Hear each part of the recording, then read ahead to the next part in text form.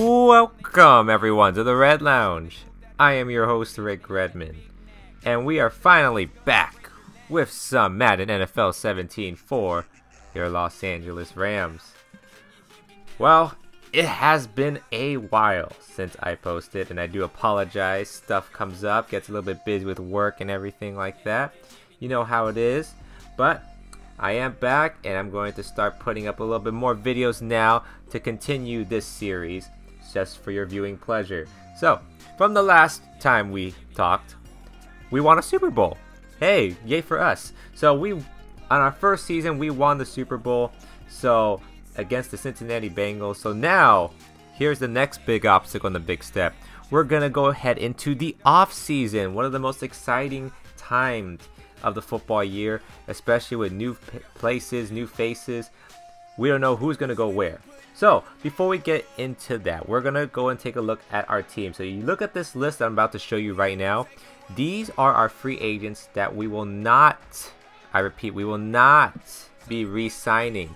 So you take a look at that list. As you see that one of the big names, Kenny Britt, we decided to let him go, and we're looking towards the future. So those are the free agents we are letting go. Now, here's the more exciting part, though. Free agency. Look at how much cap room that we have. $39.13 million. That's a lot of moolah to spend. So, our options are wide open in this free agency. So, let's see who is available. Now, the top free agent right now, based on overall, looks like it's Eddie Lacy. There's also Martellus Bennett. Maybe we could possibly use an upgrade tight end, although Kendricks has been pretty reliable for us majority of the time. There are some other options, but it doesn't look like anything too crazy, at least in this free agency. I mean, Eddie Lacy's right there. You have Theo Reddick. Tony Jefferson. We could use him. We do need a starting free safety now that we let Sergio go. So he probably will be one of the top targets we're going to be eyeing on for sure. There's also Ninkovich, Mathis, Amukamara, the Prince, Amukamara.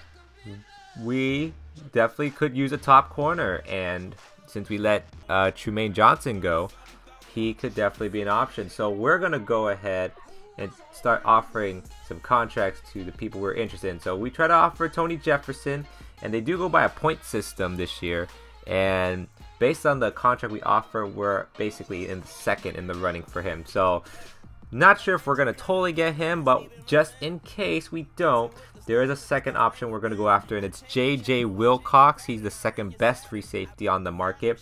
So, we're going to offer him a contract as well, and based on that, we are actually first in the running. So, in case Jefferson doesn't come our way, we at least have a backup option in Wilcox for sure that we most likely will get.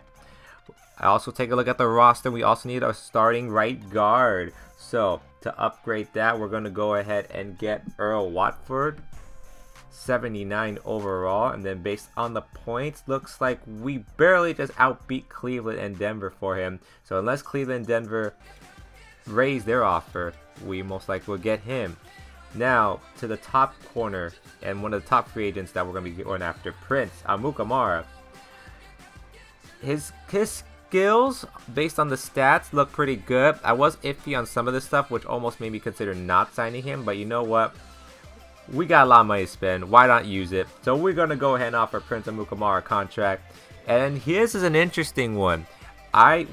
There's no big receiver, so I decided to go after a guy who's had some troubled times and maybe needed his spirits lifted up. So I decided to go and get Josh Gordon and see if we can help resurrect his career.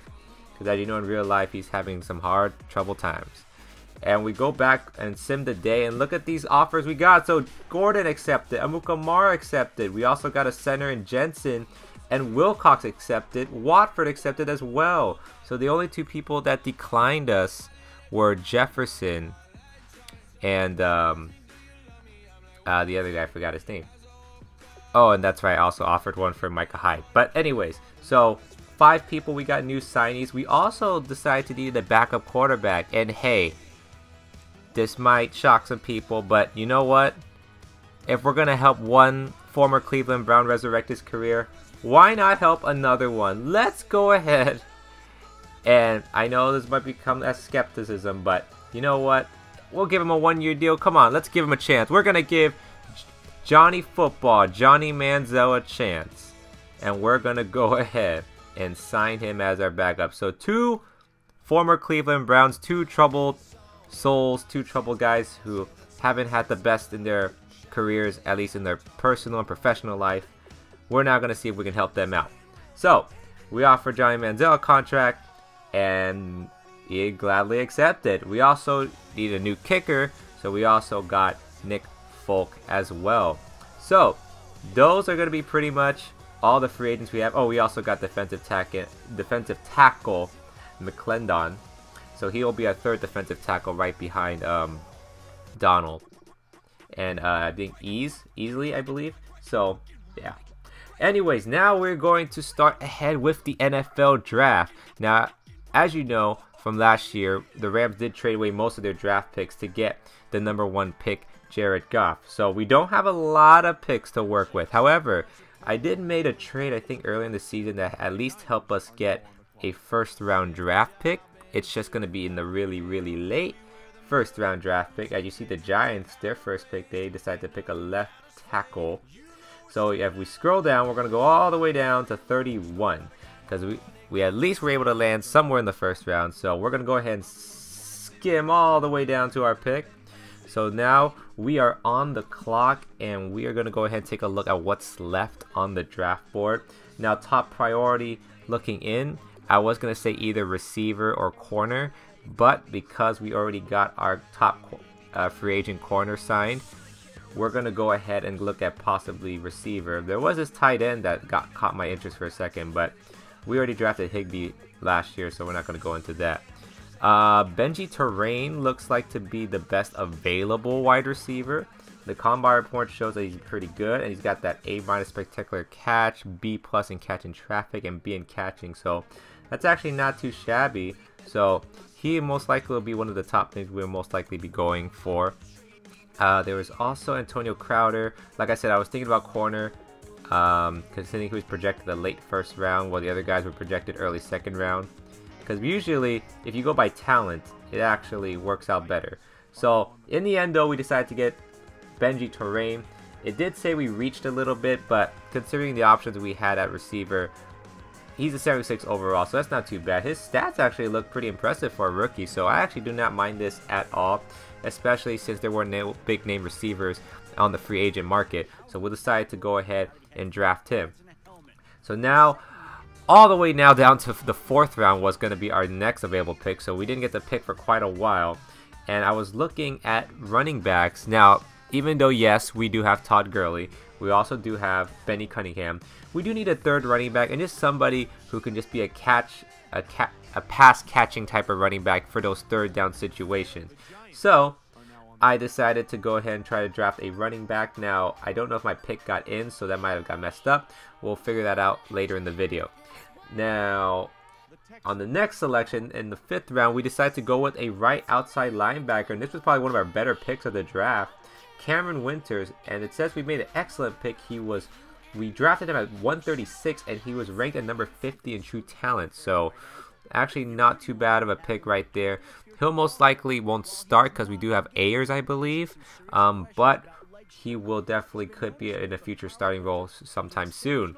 Now in the next round, in the 6th round, we decided to, well, we didn't really need it to draft another player per se in this round. So we decided to trade our pick, and we actually gave it to the Saints for their 4th round pick next year. So I thought that was a great deal.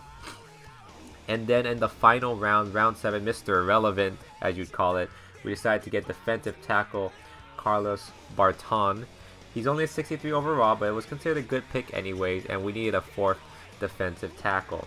So here are our draft picks and their rookie contracts and their signings. So you see Benji Terrain and Winters seem to be the highlights of our draft, both 76 overall. And finally, to cap it off, I did want to figure out the running back situation, so I did trade rookie for the Ravens and got Lewis, who seemed more of a pass-catching running back, and McLeod did seem more like a bruising back. But other than that, that is actually going to be it for this week's off-season video. Next week, or hopefully soon, I will get you guys the Rams' first regular season game for next year. Until next time, guys, this is going to be Rick Redmond signing out.